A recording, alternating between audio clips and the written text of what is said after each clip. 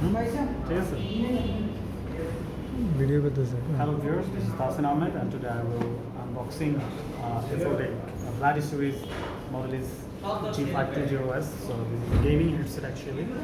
So I have a lot of feature, especially just like this dual support metal band and leather banded headband, a large engrowing soft leather pads.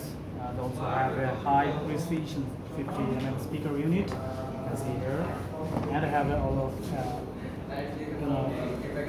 RG light with both side with your headbands, and also have 7 colors cycling on this RG light and color 7 color randomly actually going, and adjustable volume control knob, and also have a noise cancelling microphone. So my opinion that this is a very nice headset. So can you see it is looking, and this is very, and now I will be unboxing this one. So come here. So okay, have a both side have a sticker. First you should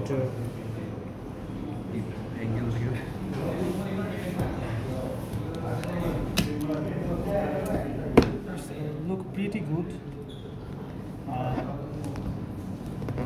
You can buy it and price is very low, just only 2000 BDT, 2000 taka in Bangladesh. You can see. So it's here. Very nice. You have cable, USB port, so long, so you can put it from so far away.